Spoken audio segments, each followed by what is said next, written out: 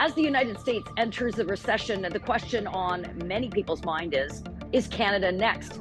I'm Adrienne Batra. With me is Brian Lilly. All right, let's just unpack some of the numbers for a moment. We've seen now the U.S. economy. It has had two successive quarters with their economy shrinking. So that is the technical definition of a recession. I know that there's all sorts of things that the White House wants to claim that it's They're actually not a spinning recession. hard. They're They are spinning spinning hard. hard. We're going to hear the very similar language in Canada from the Trudeau Liberals. So let's just go with where the numbers are. We've seen the Bank of Canada has raised the rate of interest by 100 basis points to, or nearly 2.5%. We have seen the rate of inflation in Canada at over 8%. Similar issues are happening in the United States, where the Federal Reserve has raised interest rates, their rate of inflation over 9%. I know there's a lot of numbers. Let's just look at where Canada is in relation to where we see the Americans right now. Well, we're not in a recession yet, but we definitely could be headed that way. And Royal Bank issued a report earlier this month saying that with the U.S. headed towards recession, and yes, they're in a recession. They've had their economy shrink by 1.6% in the first quarter, 0.9% in the second. Might be a mild recession, but it's a recession that we're likely heading that way. We've had mild growth, just 0.8% growth in the first quarter. We won't get our second quarter numbers for about a month, but the expectation is we're going to start shrinking a bit. There's a lot of pressures on. There's the inflation. There is a labor shortage. There is, the price of fuel is hitting businesses hard.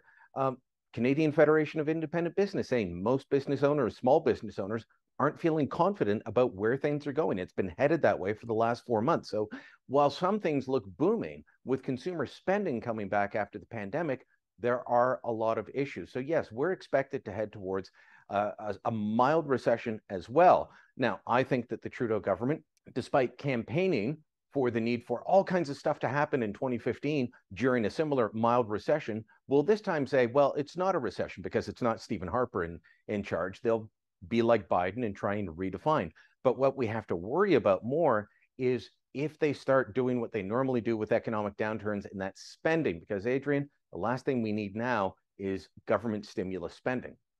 And that's certainly one of the reasons why the United States finds itself in this position, certainly with record high inflation rates, has been through the federal government spending and their initiatives, which often, as is the case in Canada, don't go towards where it's supposed to. It gets wasted in bureaucracy, wasted on corporate welfare.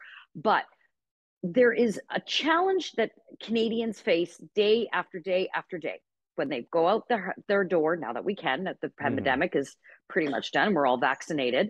Canadians, Brian, every day, high cost of food, high cost of fuel, high cost of anything and everything you want to do. Forget taking a vacation. You know, there's so many areas of public policy that the Trudeau government has failed Canadians. And you don't have to take the Toronto Sun's word for it. This is what everybody's writing about. Basic services that Canadians expect, like getting your passport.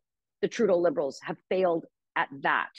There's really no confidence that the Trudeau Liberals, with buttressed up by the NDP, will be able to manage the Canadian economy through a potential recession if we're edging in that direction. I mean, Trudeau himself says he doesn't even think about economic policy. So this leaves big worries for Canadians.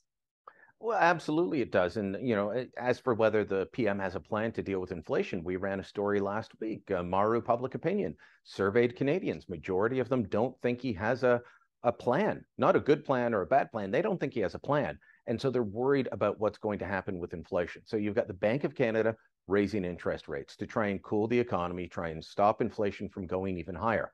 That hurts mortgage holders. That hurts anybody with a variable rate mortgage fairly quickly. For people who were on fixed rate and they're going to renew, that's going to change your payments and your scenarios. It hurts people with lines of credit, be it personal or business. Lots of people have lines of credit. I know before my parents paid off their house, they converted from a mortgage to a line of credit. Well, suddenly your payments are going up. Businesses often run on line of credit. So those payments are going up.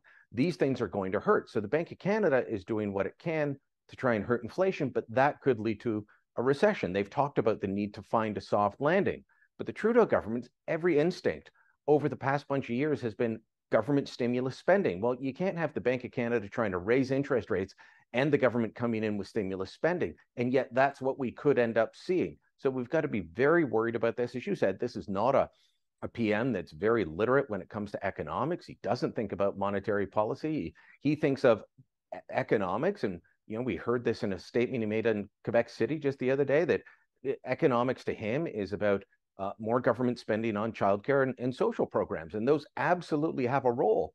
But spending too much can hurt Canadians. The Trudeau fans are saying they have nothing, the government spending has nothing to do with inflation. Don't believe those people any more than you believe the people that say Trudeau is the only cause of inflation. There's outside factors as well, COVID shortages, COVID zero policies in China, supply chain problems, war in Ukraine, all of that gets put into the pot, but so does government spending both here and in the US. So don't believe people that tell you it's not true. This is a government that struggles with basic economics. They believe in some strange policies like modern monetary policy that don't think that you ever have to worry about controlling government spending. It'll all take care of itself. Didn't work out too well for Sri Lanka, did it? No, it sure did not. And we haven't even unpacked what they're doing to our agriculture community and the taxes and the restrictions they're imposing there, which is going to add to even more challenges within the food market. Log on to Facebook and Twitter. Let us know what you think. And don't forget to subscribe to our YouTube channel.